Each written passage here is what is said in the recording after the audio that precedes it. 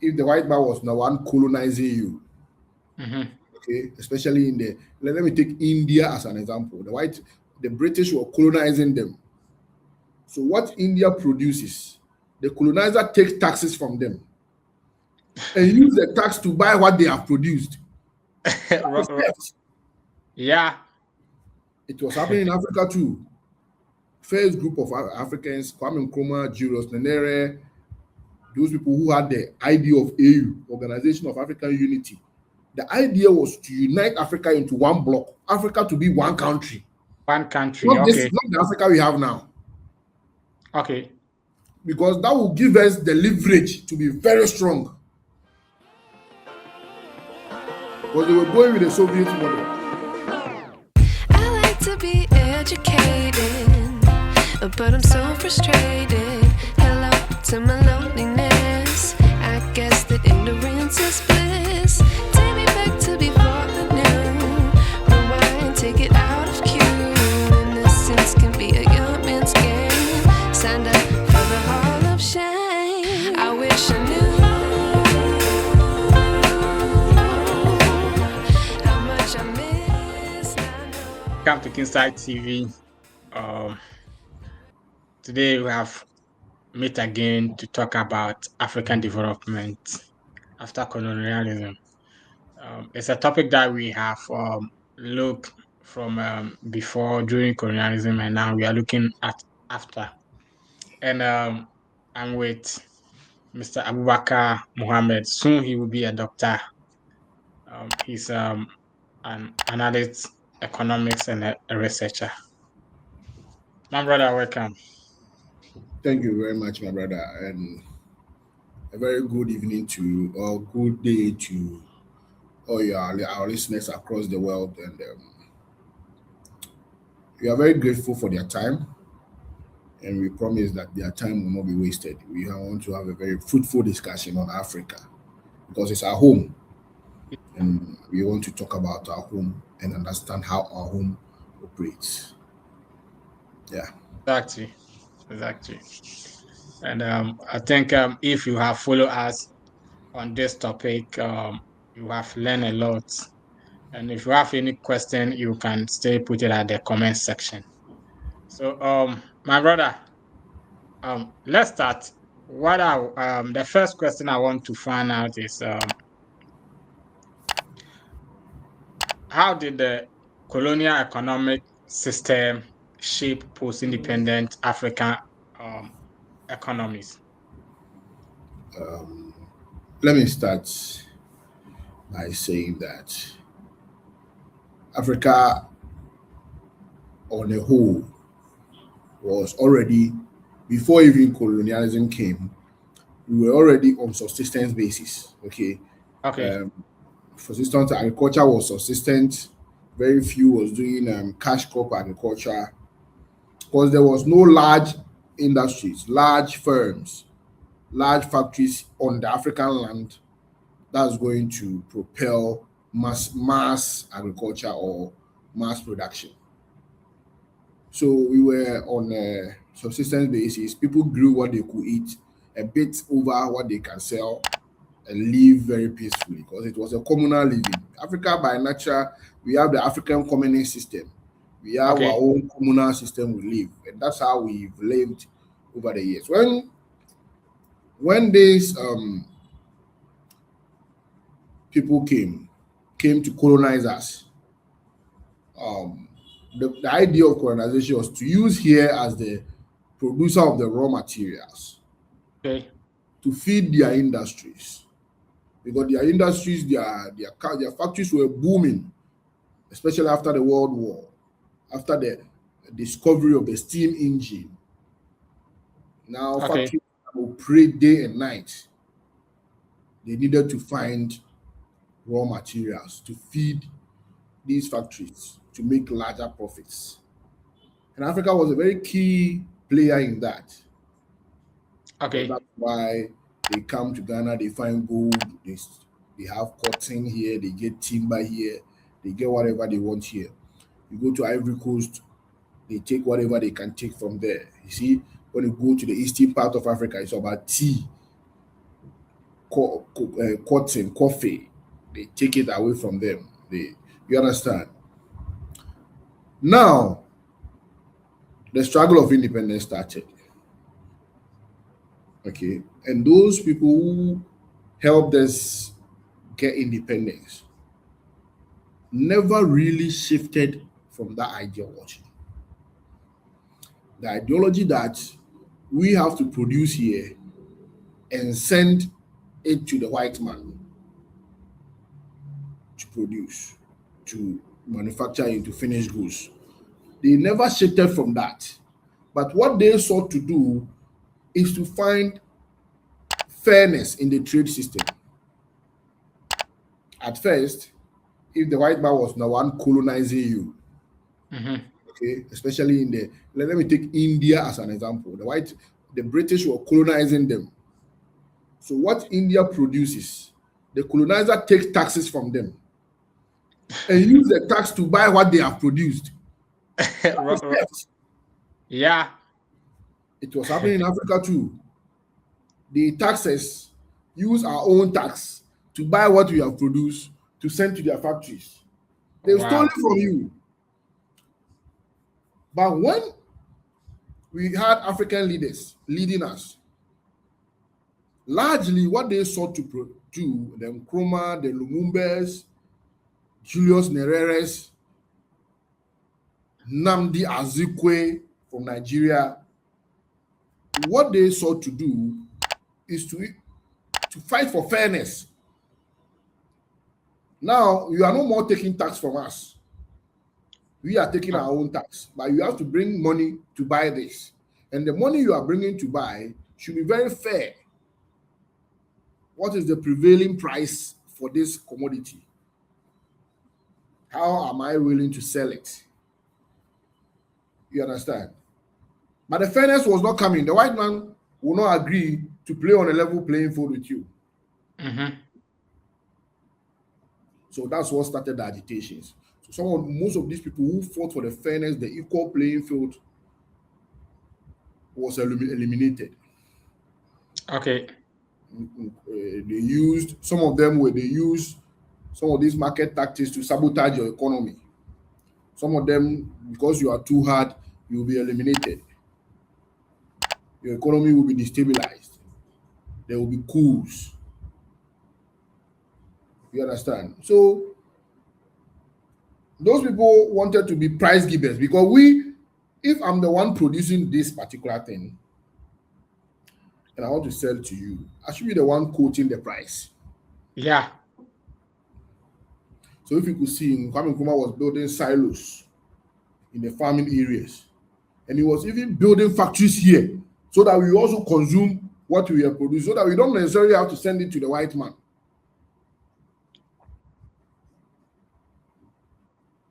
So systematically, those people were eliminated. Now, the next batch of African leaders, I want to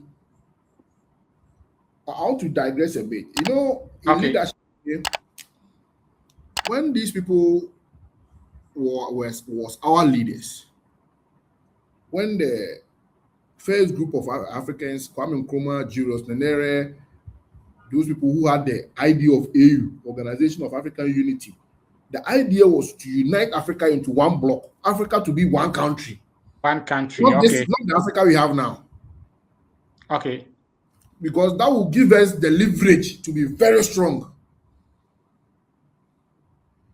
Because they were going with the Soviet model, not Mm-hmm. the Western one.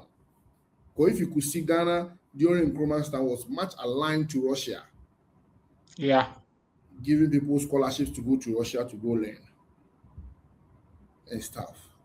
And the original idea is to make Africa one country, not just a group of countries working together, but Africa Yeah. as a country, one passport, one Supreme Court, one leader, everything one.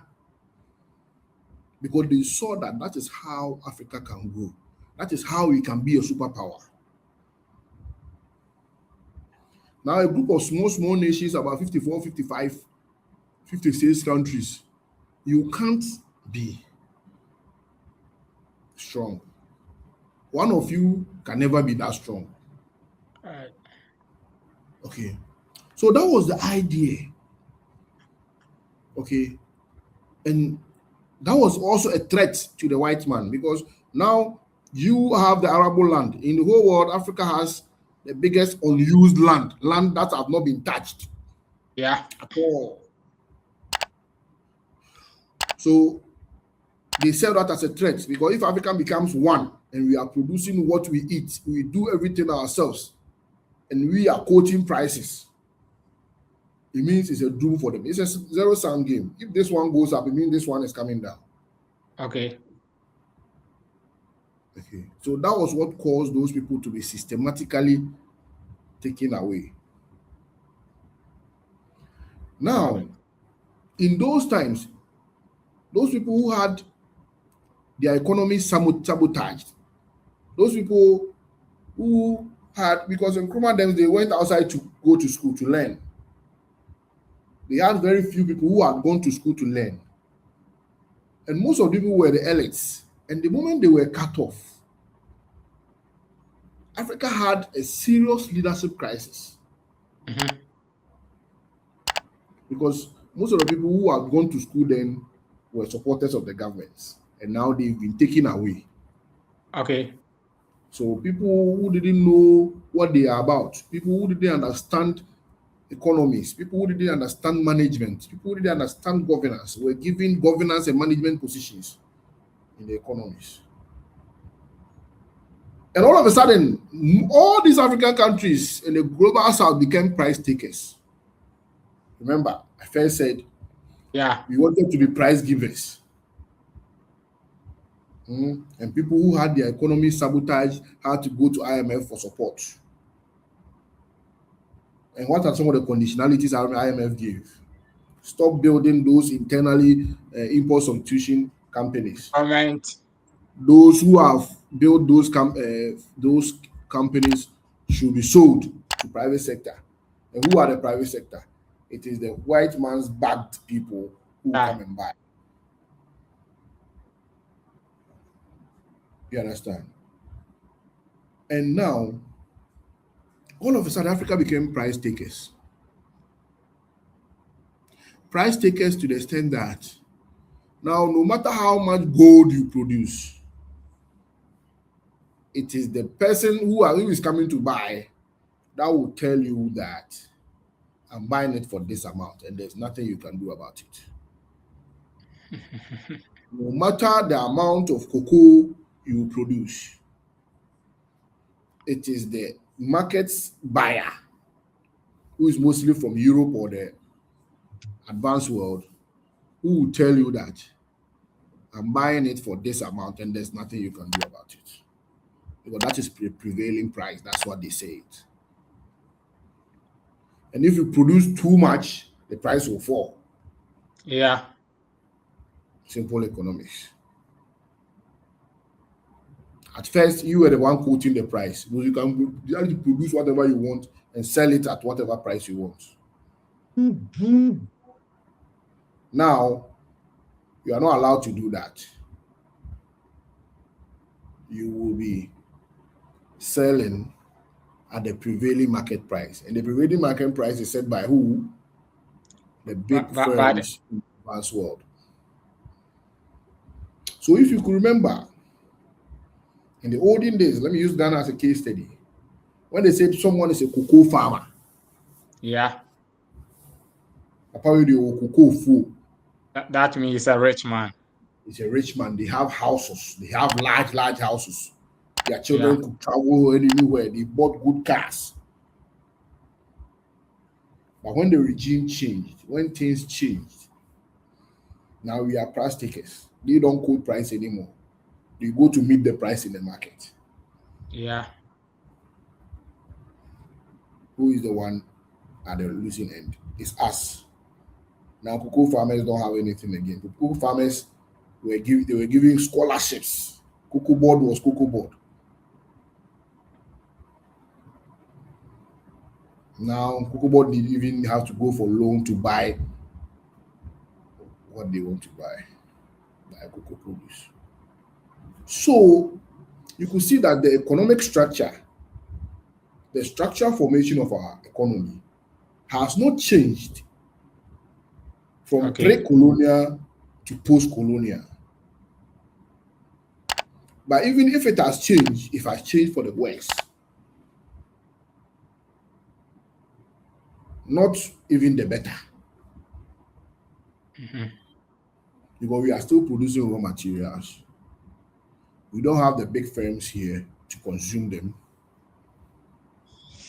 We are still at the mercy of the European market. Still, not even post-colonial, still. But what I'll add is that after the leadership crisis we had from the 60s to the 70s, people didn't know what to do. Things were going down. People were queuing to buy milk. And there were coups after coups because the military were the people taking charge of things, right? Yeah. And the military only know how to fire guns. They don't know how to manage an economy.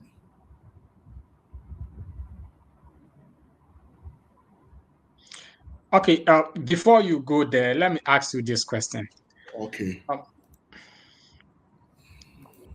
let's use Ghana as an example. I can't remember when first detected the crude oil. According to Mm-hmm. source, they said that it's best crude oil in the world. Mm-hmm. So because of that, our TOR, that is a thermal oil refinery, cannot refine the crude. Mm-hmm. In this case, we have to just give it out, and they will give us a certain percentage. They will So that refine the means, crude yeah. and So sell that the means now when they take final the crude product back from to the us. sea straight to the whatever they are sending, and we will go and buy The final product. back to Ghana. So here comes my question. What prevents our leaders to just tell them that if you are saying that the company that we have, we don't have machinery that we can use to, why don't you bring the machines down and set them up in our country so that we will find the crude in Ghana? You see, maybe going forward in our lectures, we will focus Okay, on Ghana, Ghana in contemporary times. Okay, so that we talk deeply about Ghana and the okay, politics and the political economy and some of these things. But what you are saying is not only limited to Ghana. yeah, it's not limited to Ghana. I There are just use Ghana examples as an in example. other African countries, Angola, Congo, Nigeria, Nigeria, yeah, somewhere in the 1970s. Ghanaians were running to Nigeria yeah, because Nigeria has found oil. And it was Nigeria actually gave loan to the Netherlands. Nigeria mhm, was giving loans to outside countries. Nigeria was projected to be a rich country by 1990. yeah, So some of the problems, one, we had a leadership crisis. Africa had a serious leadership crisis. okay, People who didn't know what to do and placed at where some areas. Mm, they didn't know. They didn't know. You are there. You don't know anything about cocoa, and they will say, "Go ahead, cocoa board." cocoa board, Yeah, you are there because they know you. yeah, Okay, and because there's no one who have learned.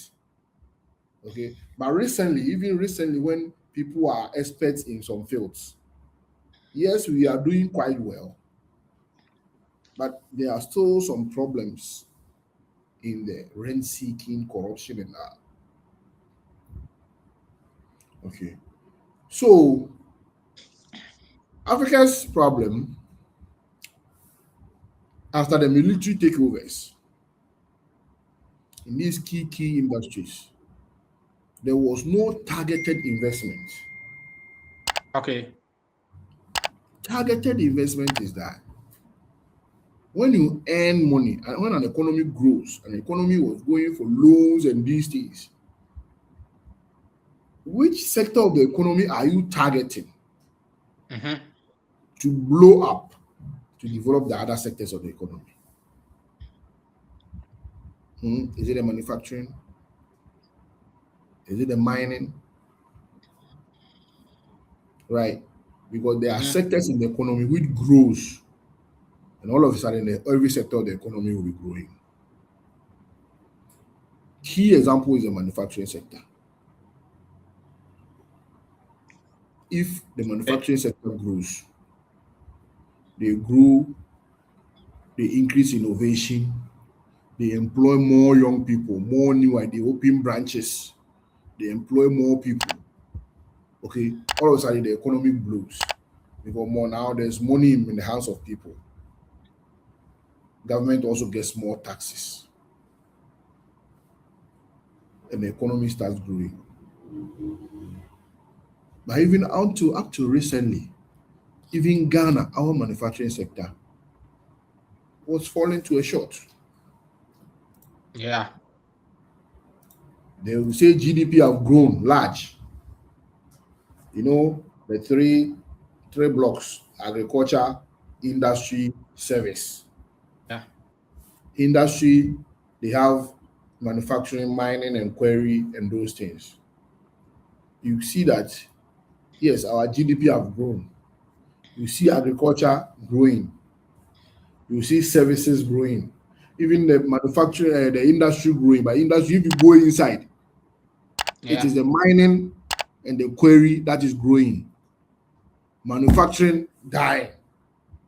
Mm-hmm. And recently, my last research I did was on Galamsey. I don't know if I put Okay. for you to see.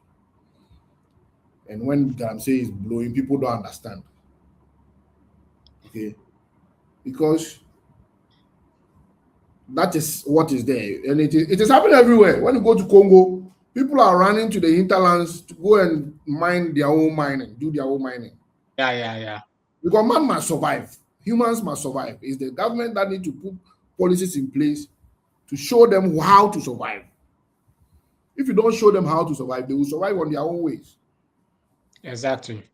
I can't live where when I know this river here has a lot of gold in it and I'm going hungry, and you are telling me I should leave it there because the environment and whatever. When I'm dying of hunger, Mm-hmm. and that thing is like a poison chalice. The moment you drink on it, you want to go and take more and more and more.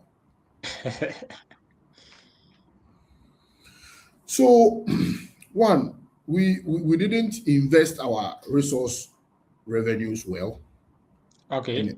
partly because of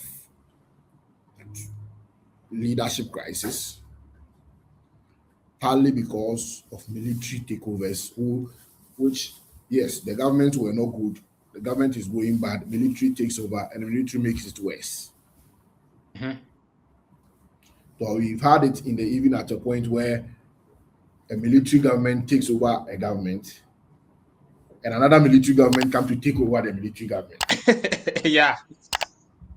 So you understand. And when we come to Ghana, maybe we will go deeper and show that even some people had the golden chance to develop Ghana, for Ghana to be even named after them. Yeah. Over 20 years, there's no significant policy they put in place to change our destinies. Okay. So economic growth is not a magic thing. In 1990, there's a paper published in 1990, Mm-hmm. and it's trying to find out why Africa has not grown, how Africa have developed slowly. Africa is not developing. And the paper is Collier 1991. And the person did a very brilliant work. he divided Africa, the problems into four. Okay. Policy, destiny. Policy is the one you do yourself. Destiny is what you came to meet. Okay. And there's internal destiny, there's external destiny. The policy, Okay. there's internal policy and external policy. So four. And the paper was able to prove that most of our woes now is because of policy, and the policy is even internal policy. And our policies. Internal, the things we did in ourselves, with ourselves. How are we giving scholarships? There's no framework for giving scholarships. Just that when you go and you talk, you tell your matter and someone knows you at the top, they put your name in it and they give scholarship. Is that not how it is? Yeah. How are we giving tax incentives? Tax incentives that need to be given to firms, companies, so that they have larger revenue, so that they employ more people. How are we giving tax incentives? To only People who foreign do, investors. people, even the local one, those who know people and know people at the top, political apparatchiks, they give them tax incentives. There is no framework. As a developing country like us, should be very. That's the last. Currently, that's the paper research paper we are working on. Tax incentives. There is zero framework for us that we put in place that this year this company qualify for a tax incentive, so this amount, and this one, because last year we gave you, didn't perform, this year we are not giving you. There's nothing like that. There should be something like that, a framework, a monitoring strategy, because our money, our resources are hard to come by, and we need to account for it. Government is telling you don't pay tax, use it to develop yourself, and you use it to go buy luxury cars. Okay, fine. Next year we are not giving you again. And if you don't take care, we can even prosecute you. Yeah. Next year you don't qualify, we are giving it to someone else who will do it better, so that they qualify for more. The more you do it, the more you qualify for more. There's nothing like that. So everything has become discretionary. There is no framework. So if to answer your the question very well, I'm saying that we are still at where the white man left us. This is interesting. If you have just joined us, the Or let me program. put it this way: we are exactly where the white man wants us to be. All right, all right. It's a correct way for. And if you are watching us, the program is Money Man 7. We are talking about is we are looking at the development after colonialism.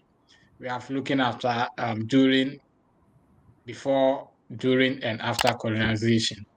Now we are looking at African developments in terms of economic, terms of economics. Um, my brother, from just what you just said about, for example, the scholarship example that you just gave, Yeah. um, it has been bothering my mind for when you look at countries like, in Germany, the school that I just completed, Mhm. there are a lot of foreign students that comes here for for exchange programs, Yeah. and most of them come from um, Uzbekistan, Turkmenistan, Uzbekistan. Pakistan, those stands, Yeah, and Eastern Europe. yeah, and when they comes and you speak with them, you see that they have been given scholarship by their government, Mm, and the package is when you finish, you have to come back. mm, If you fail to come back, mm.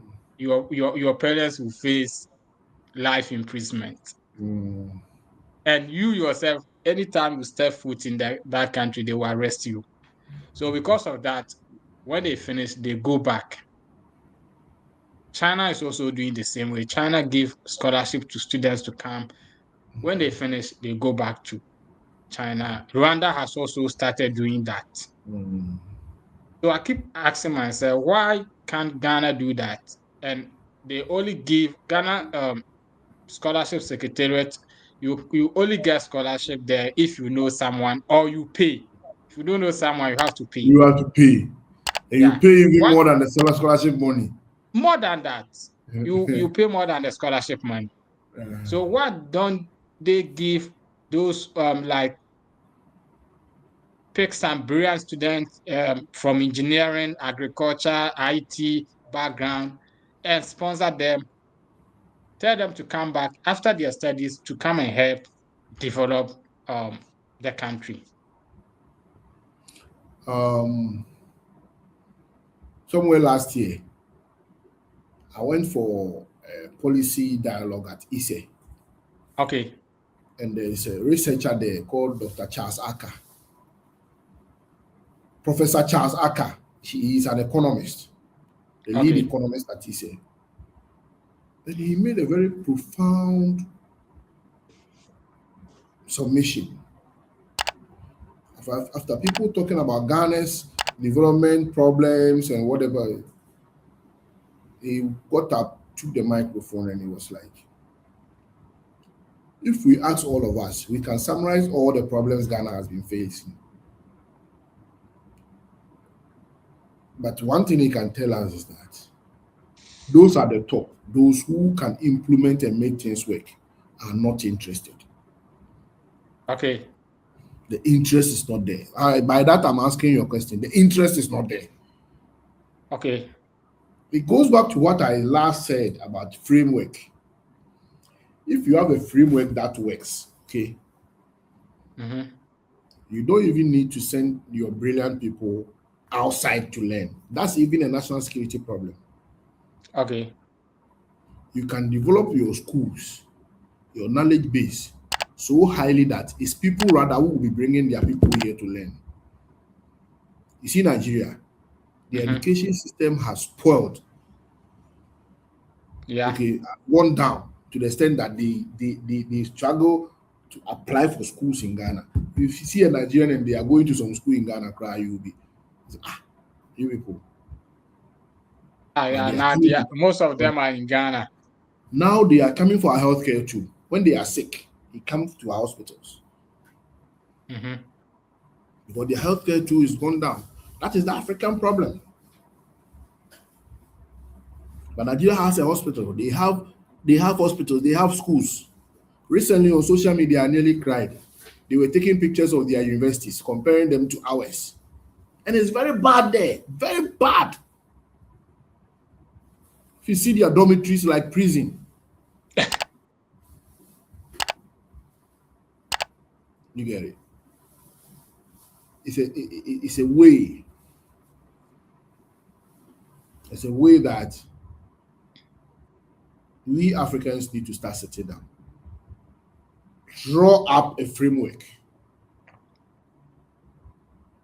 Health insurance, people have done it. People have done it well.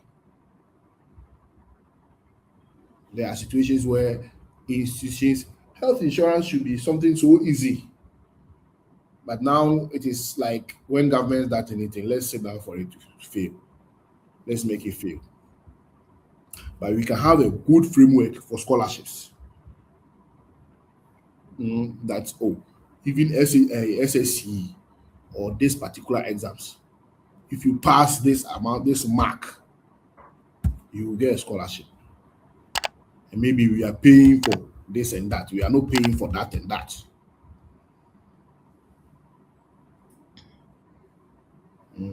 We shouldn't be at a point where ministers and government officials who are being paid hefty salaries are the same people getting scholarships for their children. Because there's no framework, that is what is happening. If there is a framework and implementation plan and how we adhere to them, this shouldn't be a problem. Wow, wow, wow. Um, my brother, I think I still have questions, but we have spent more of the time about this. But I'll ask this question, and if you can just use about 2 minutes to address, and all we will, if we couldn't finish, we'll continue. Um, it's how did neocolonialism Mhm. affect African economy, African economic development? You see, Kwame Nkrumah said something in his book. He said that after independence, after making the white man leave, they will come Mhm. back again. Okay. And they will come back again as investors. Again, the other problems we see with our economy, outside external involvement, and whatever. Trust me, all those problems are locally enabled. Okay. Nobody from outside can manipulate you without someone from inside helping Inside. out. Yeah. Our own people need to start sitting down to get things done. Here we can talk about new colonialism, the international market, the stock market, the loans they give us, whatever. There is an evidence of an African country, okay, who refused loan from one of these big institutions. If you are giving me Okay. loan and I said I don't want, why do you help overthrow me? Because the loan is a long-term chain they are putting on your leg. Yeah. In the end, you end up working for them. So most African countries have loan repayment, interest on loans, interest repayment, bigger on their balance sheets, on their national budgets, even than their investment in the social sector, health and education. Why Mhm. should it be so? You have your salary coming on every month. You spend Mhm. more to pay loans than the amount you invest in your own welfare. Welfare. Okay. How do you grow?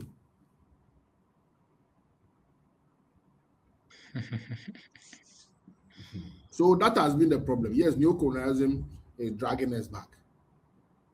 But how did we get here? Wow. How did we get here? um, my brother, Yeah. thank you for the education that you have given us. And we'll continue. I think we have more Yes. to talk about this. There's more to work on. Yeah, because at times when I look what is myself those questions, because Kwame Nkrumah said that black man is capable of managing his own affairs, but yes, still, We have not proven him right. yeah, We yes, have still, not we been have, able to prove him mm, right. yeah. But Hmm. when you see African descendants outside the world making impact in Western world Hmm. and in our own country can't do anything. It's sad. It's sad. So if you are watching us, it's Kinsa TV, and the program is Money Mindset and Psychology, but we are talking about the African development after colonization. And if you have any question, just drop it at the section. You can also join us if you want to share your views. Let me know, and I'll bring you on board. Share for others to also watch it because Africa need to be great again, and it takes you and me to make Africa great again. My brother, thank you for passing through. Thank you very much. I like to be educated, but I'm so frustrated. Hello to my loneliness.